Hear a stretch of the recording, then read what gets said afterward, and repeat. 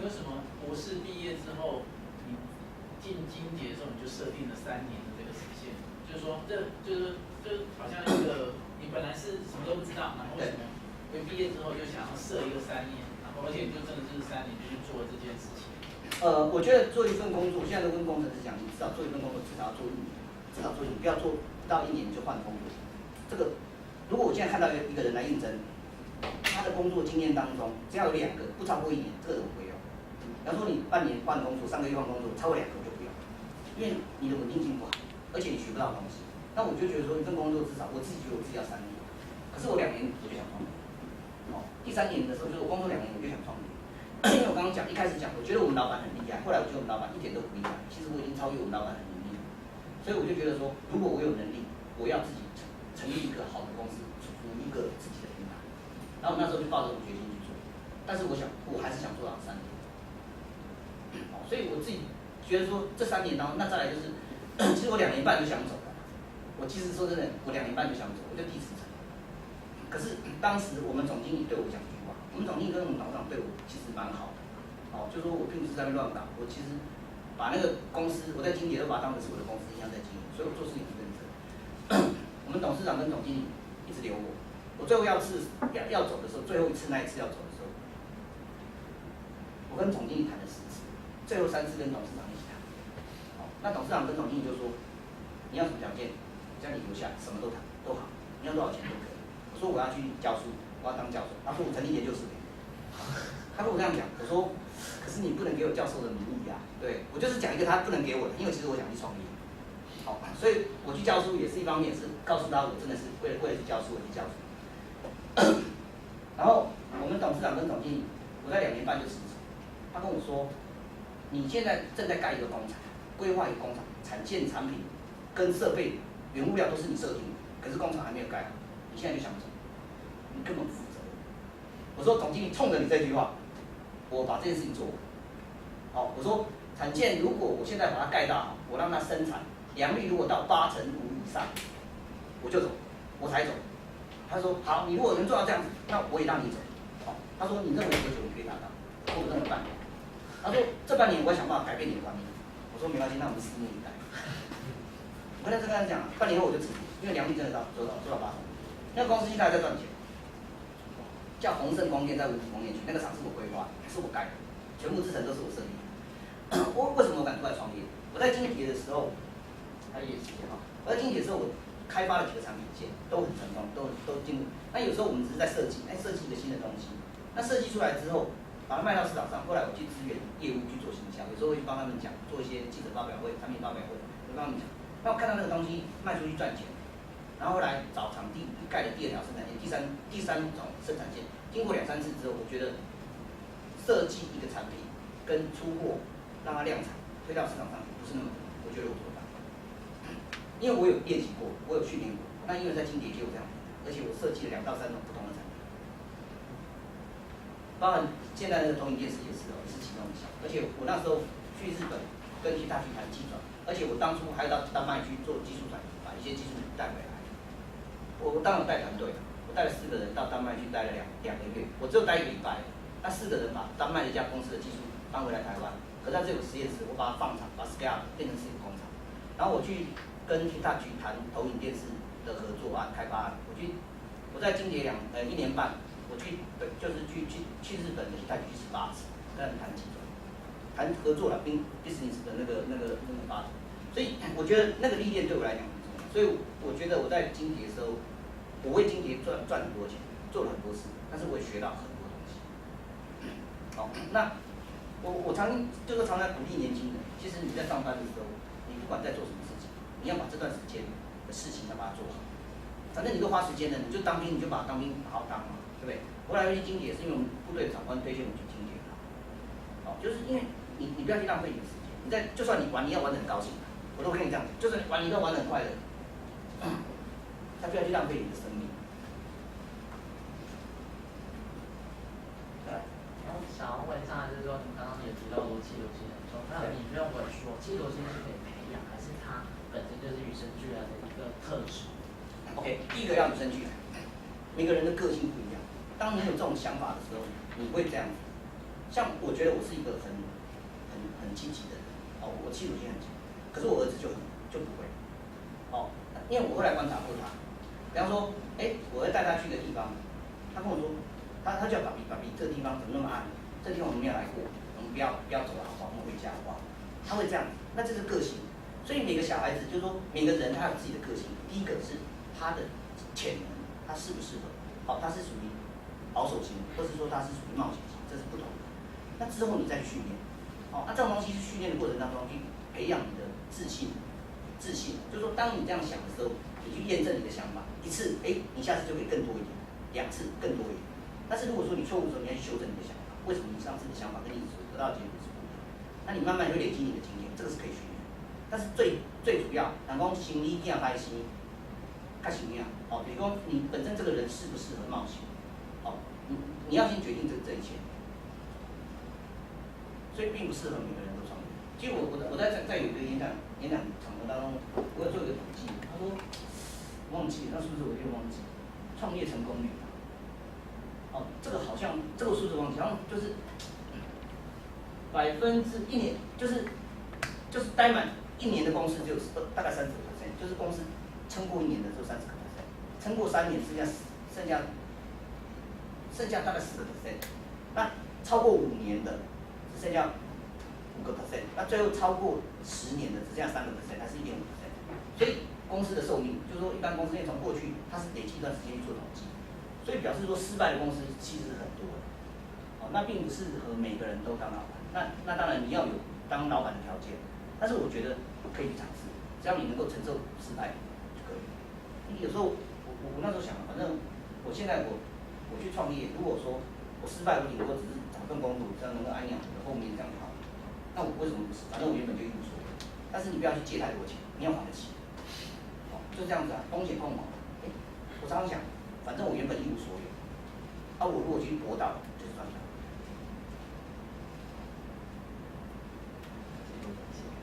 就是刚刚有看到产品是说，我接下来可能会做化妆品部分，但是这样子的话，在之后的产品整个部分的话，公司要怎么做控管，然后你的品牌行销要怎么样去表达 ？OK， 这样不同的人啊，就是说你这边生产这东西要一组人，这边重新再培养一组人，这样就不会，这控管就不会有问题，就找有创意性，然后有发展性，但主管当中有一些你觉得他有机会，刚进来黄埔6金取经。对不对？有些年轻人，但是你觉得他早期没有办法赚到钱，但是现在重新这个平台由我来负责，找一些比较好的年轻人再加入这个平台，这个第一个就分开，那怎么样去创造品牌？我不做品牌，我还是做元件，我去把我的东西卖给谁都卖给这些 KO， 卖给品牌厂，我是做原料，因为我觉得台湾做品牌条件还不够，而且我自己还没有什么料，我并不打算做品牌，但是我喜欢做卡工，key 卡工。一定要用的原物料，做化妆品一定要用，做辨识一定要用到我上来，你非用不可。你不是跟我买，就是跟竞争者买。我喜欢去做这种东西，所以你看你自己的定义。我不适合做品牌，因为品牌其实是要品质去累积，要时间去累积，要砸钱。那现在的3D 技术来讲，对你们会有什么样的危险？没有影响，因为背光是还是要用。3D 是在前面，我们有做3D 的病，可是3D 不会普及，因为你自己有没有看过3D 电视？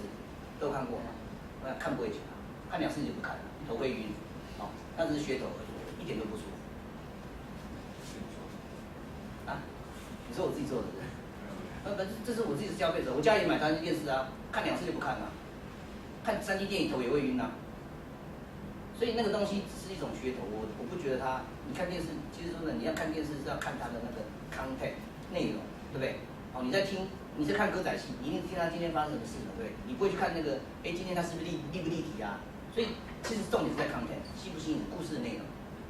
所以我觉得那是噱头。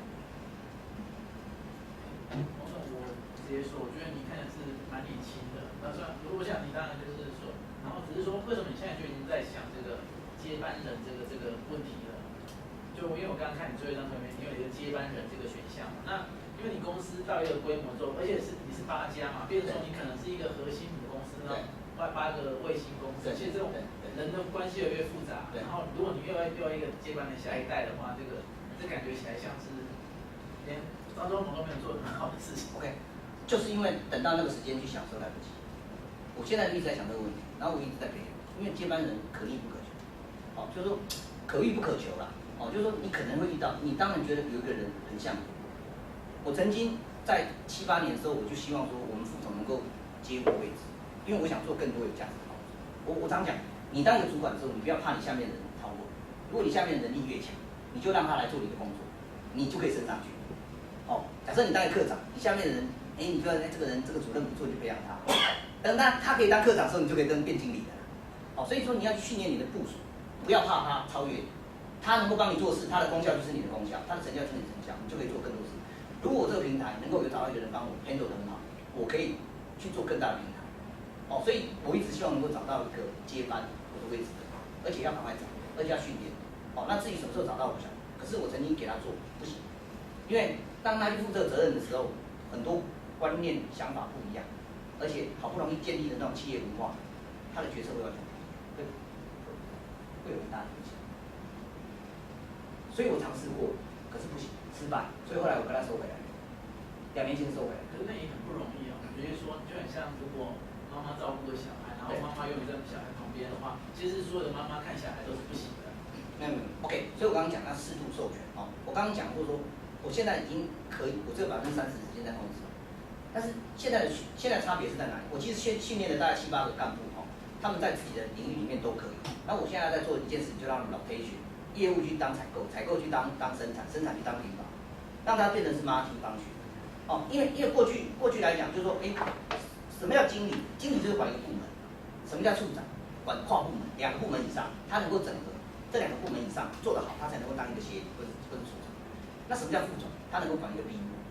哦，就是说他这个产品他能够包含业务、成本、制造、行销，他都能够负责。哦，他都能够生产，他都负责，他才能够当一个副总。那我现在就是让他们去培养不同，因为换的位置换脑袋。当你是业务的时候，你今天只想把东西拿去卖，你不会想说赚多少钱，你不会管生产良率怎么样，我只要卖出去就好了，对不对？赚不赚钱也不是我的事啊，我就把它卖出去，你给我价钱，我让你卖出去。但是当他去变成是会计的时候，他就想，这东西卖要赚多少钱？那这时候他考量的点就不一样。那当一个总经理你要全面性，当一个经理你要全面性。我今天要做出好的东西，卖得出去又赚得到钱，这才是一个好的公司，好的产品。那因此我现在做的东西就是，第一个要让他们授权。如果就像我一直不让他做，只是在旁边我帮他做，他们永远不会进。现在让他自己做，现在已经不在 ，OK， 他自己部门里面的事情可以做。那再来我就让他们换位置。那换位置之后，他们换在设身处地去帮别人享受。当他换个3个位置之后，我相信他们将来就有更适合的机会可以去历练。这是我的做法。好，重点是要让他们去交换他们的职位。好，其实就要让他们自己现场去做决策。最难的是做决策。当然，但是判断力要怎么培养？判断力要怎么培养？因为你是一个公司的头嘛，但是你的前瞻性会影响到你整个公司的架构跟未来方向。这个东西就是模拟嘛。好，我们就做小组会议。好，我们现在谈 case by case start。你觉得今天这个案子你会怎么做？如果是你会怎么做？好，你就问他，对不对？你听他讲3次的想法都跟你一样的话，下次你就说好啊，这是你决定嘛，你先在旁边看，下次我不在你就决定了。这是一种训练。第一个，大家先去沟通共识。你的想法跟我想法一不一样，那就要常讨论。当你的想法跟我想法一样的时候，比方说我们今天就好像刚刚讲，今天到底要吃牛肉面还是吃便当？如果你知道今天我们大家2个，但还有他吃披萨，好几个选项的时候，每天你想的今天换吃披萨，我们2个想法都一样，下次你就直接帮我买就好。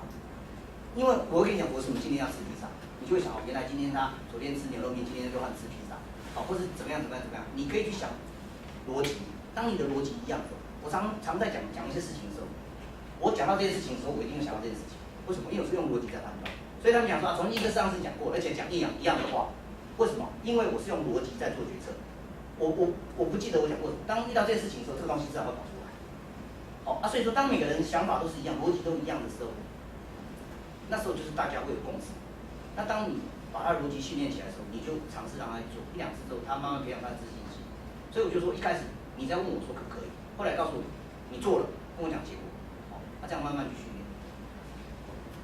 所以就从模拟的讨论当中 ，case start 去得到。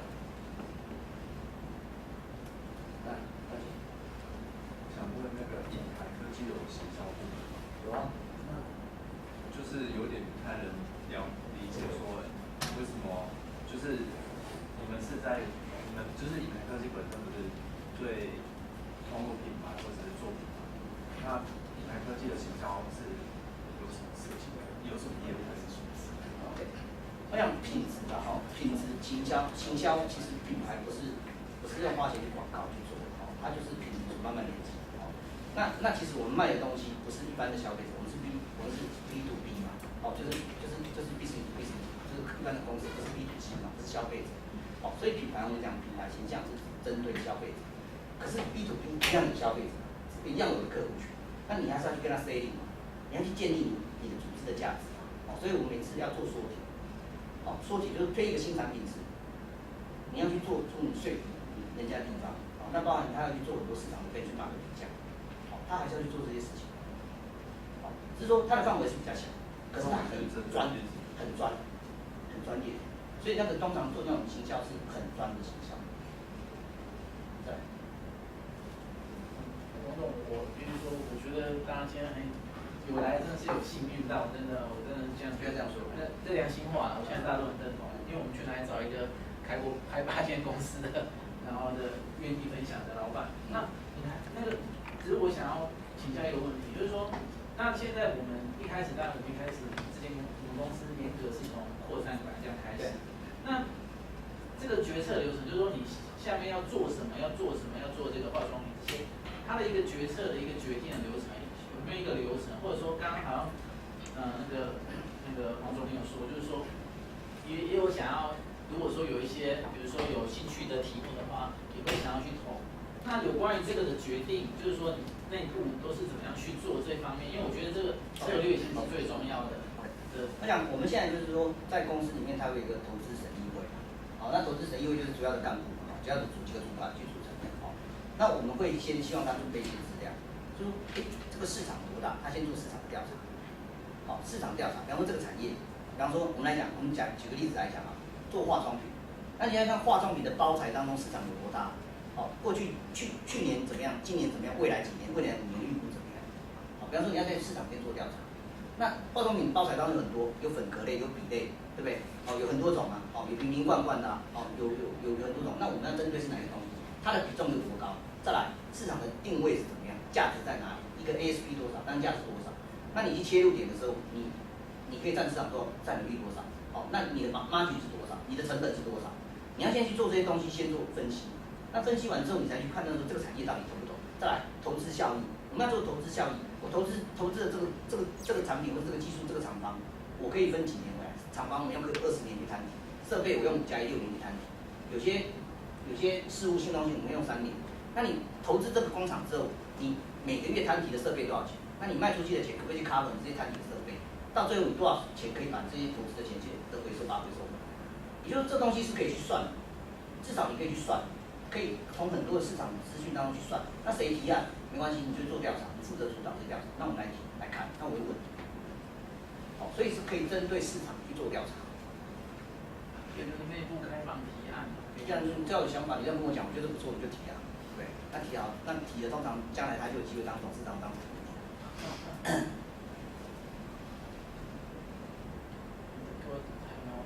可是想要问一下，就是说，因为你们其实一定会有那么多阶层，对，那一样，就像你刚刚讲的，可能你今天授权比较大的权利给 A， 那可能会影响说其他底下或者是同阶层的人，会对于为什么你授权给他给我这样子，有没有这样的权利的一些斗争或者类似派系斗争这样的问题产生？那如果有的话，又是怎么样去处理这样的问题？这个事情一定会有，它一定会本位处理，而且彼此之间会竞争。那我觉得是，我常常跟他们讲，我其实都是鼓励他们，我都希望他们负更多的责任，而不是，其实我的主管，因为他们其实都被我逼得很紧，所以他们其实逃得比来争取的多了。因为我步调很快，而且我又给他案子太多，所以他们手上的事情都已经忙不完。那我觉得是组织的利益。什么叫组织的利益？当这件事情你做跟我做，你做的比我好时，就让他去做。你放心，你还有很多事要做，不用跟他抢。这个就是当大家有这种想法之后，大家也知道，而且每天丢到事情，他们事情都要做完，我可能一个人不是评估一个案子，可能一个人评估3个案子，因为我的提案太多。所以其其实，所以我们的主管其实每个人累得都像狗一样，而且他们很怕我在丢案子给他们。好，所以这个就是一个组织啦，就是说一个组织的运作。那当然，最重要的是说，我们要让他们很清楚，我们是在做组织。今天他赚到钱也是大家一起分的，也不是他分到最多。好，我们是这样讲，就是大家一起分嘛。他搞不好他变成是他在帮你赚钱，重点是怎么让他赚到钱。好，这个案子能赚到钱，就大家能够分到这个钱。所以就是组织的利益，当组织的利益是均分的时候，合理的去规划的时候，这时候就不会有太大，这是其一。好，那当然还会可能因为本位主义啊，部门之间的本位主义，这会。所以我才跟你讲，这个事情你不要跟我讲说生产怎么样，业务怎么样，这个事情如果卖不出去，或今天被退货，大家一起扛。被退货还是公司分不到钱啊，所以我们的季奖金是每季发，赚多少钱发多少钱，大家一分，而且每个人按照比例这样分嘛。所以就是说，最终他得到这个事情，得到最后的结果是大家才有共同利益，否则没有用。好，当大家利益都绑在一起的时候，大家就会有共同目标。所以制度要讲得很清楚，游戏规则。我们 EPS 多少，我们就发几个月年终奖。跟公司的利，就是公司的那种 KPI 指标，就是跟大家利益绑在一起。那不会有人想要直接搭顺风车这样？哦，会去整。OK， 很好，这个问题很好。所以我们早期都会把搭顺风车的人、滥竽充数的人把他挑出来，然后把他 lay off 掉。后来我觉得不能做得太夸张，因为员工我们之前前几年我会强制，因为大家很多人会这样，我会强制去 lay off 员工，抓3%，每天抓3%，抓前面第一年3%的时候，的确把一些滥竽充数的人打掉。可是第2年再抓3%的时候，就打到一些好员工，多少有点好。到第3年的时候，因为强制打，员工就有危机意识，就不好。会不会变成不安定感？就是不安定感产生。所以后来我就改变，天天看114。对对对，真的会这样，那个就是负面的影响。所以过之跟不及不好。所以后来我的做法是这样 ，OK， 当一个主管觉得你的组织里面，我会提供这样的机会。当一个主管发觉组织里面已经有人在搭顺风车，在滥竽充，但是你当初就是唱歌的时候，有没有张嘴，他没有发出声音嘛？哦，当你发觉你的组织里面有这种人士，你就要找机会把他 lay off 掉。好，那 lay off 之后，我会想办法。我们的 lay off 是付之前费的，哦，就之前费，就真的把它之前掉，就合法的。好，但是我们跟他谈，我们不跟他谈，比方说，第一个这种人通常绩效已经不好，他一定会有一些证据已经下来，哦，那跟他讲说你表现不好，那你现在是愿意被资遣，还是你要自愿离职？那你自愿离职，我就之前费再 double 给他，他是自愿离职。就是比方说之前要给你3个月，哦，3年3个月，再外加1个月的预告工资，就给你10个月。如果你愿意自愿离职，我就给你8个月，自行。那这样来讲，它的好处是说，它不会被留下被之前记录。可是缺点是它不能去领取失业救济金，因为之前它可以去领半年的失业救济金。哦，所以这个问题会发生。那你刚刚讲的问题也没错，因为大家会观念，因为连续3年之后，就会对。后来我变成不强制，就是主管当你觉得有人是这样子，公司会支持，可是不强制。而且我那时候很狠，连经理我也会 lay off 掉，也会强制 lay off 掉3%，所以大家会有危机意识。可是后来就造成一些负面的影响，因为很多人会觉得会不会被 lay off 掉，就先跑。对啊，有可能。对啊。每天就看啊。对，所以这个事情我们后来又做调整，策略改善。差不多了吧？一定要到9点吗？没有，当然没有一定啊，当然没有一定。如果没有的话就差不多嘛。如果还想问就继续问嘛。没有问题，各位同学，真的是机会很难得。你看，我在外面演讲的时候哈，我有一次我那时候去塑胶中心演讲，那我听嘛，因为我是 speaker 就一连续。那上一场演讲的时候，那个 speaker 就讲说，没问题，就没有人问问题，就没有问题就算了。然后我讲完的时候有没有问题？那大概有200个，你看200个，100个人举手，是啊，很好玩。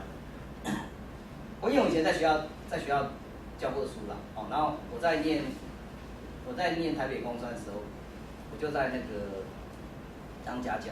我在念2技的时候，我就去补习班教，去考高中、考大学的那个补习班去教化学、教物理，所以我其实是蛮会讲的啦。然后来因为在学校又当助教，又当很多助教，然后又自己到学校又当了2年的那个的助理教授，所以其实我们是蛮会讲的，而且常常在外面演讲。那我有个问题，因为现在很多会看到说，就是台湾对于22K 啊这种不满，然后所以就变成是有些国际就是开始往国际市场，就是人才这件事情是往国际市场去移动。对。那对于这件事情，看法您有什么样的建议吗？或者是觉得这件事情的发生要怎么去做改善？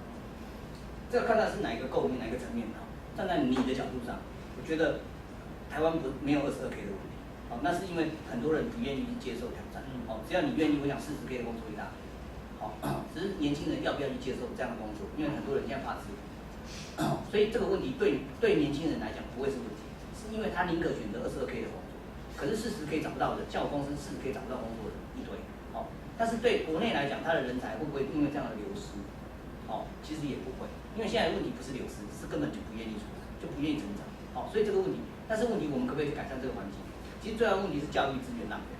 我讲坦白话，整个教育政策是有问题，因为大家都大学毕业啊，那以前都只有专科啊，是高中啊，他觉得做这些事情他觉得应该。现在大学毕业，我觉得我就是应该去做研究员。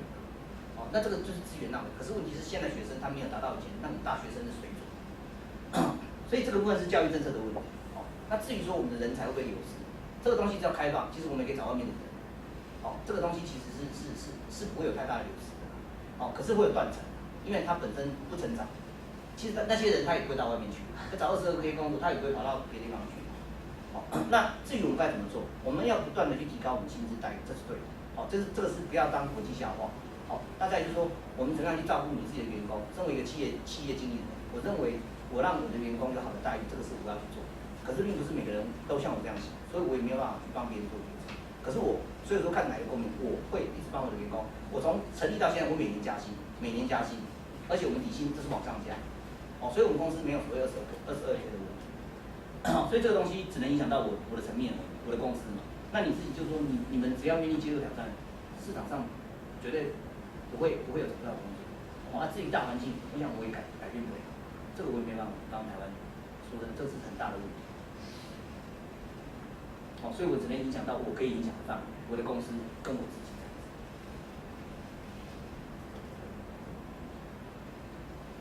还想问吗？来，我可以讲一些跟之前有那个经理的故事，因为刚刚好像讲到一些，然后就说你那么想听吗？然后我觉得很有趣。他怎么教你当总经理？这个倒是还蛮好奇。蛮行。他怎么教总经理？他是讲一些说，资讯流、物流啦，还有人才啦，那我讲一段我后来就是说，我要请他帮，就是说他说他要投资我，然后鸿海要来投资我的时候，其实我怕他会反对。可是我没有想到他不但没有反对，他就一直在帮我。然后那时候我就跟他说这样子好了，因为鸿海要进来投资嘛，可不可以请你帮我？等于说至少你也算是大人嘛，这公司的这个董事嘛，他那时候不是大股东，那鸿海要进来投资，他要进来跟我们谈，那已经讲差不多了就郭台铭派人来要谈的时候，你出面帮我跟他们谈一下。就是等于接待他们，就说要让他们投这样，已经都讲好要让他们投，但是至少你总是露个脸，当是公司的代表这样。他说好啊，没关系啊，我帮你谈，到时候要不要避免你被鸿海那些人吃掉？他跟我这样，他就那天来的时候，他就派了他们叫弘扬创投的人，弘扬创投的人就到我们公司来拜访，然后他就代表我们公司这一边，他就跟我坐在一起。那鸿海的人就来投资，就那边来，他们大概讲了差不多2到3个小时，可是他们没有讲到投资的事情，很好玩。他进来的时候就说，他就说，进来的时候因为鸿海的人嘛跟那个副总，他就说他们进来说，我看过你3次，他说我们见过3次面，可是我们没有讲话。结果他说不是，是4次，因为还有一次在地下停车场，我有看到你开车从那边过，那你有没有看到我？3次是参加什么研讨会的时候？对，他们认识可是他们没有讲话然后其实4次第3说地下室停车场那是不算然后就说，你最近在忙什么？就开始聊，真的就开始聊。他说，我最近都带我女儿去欧洲去欧洲看世界杯足球赛。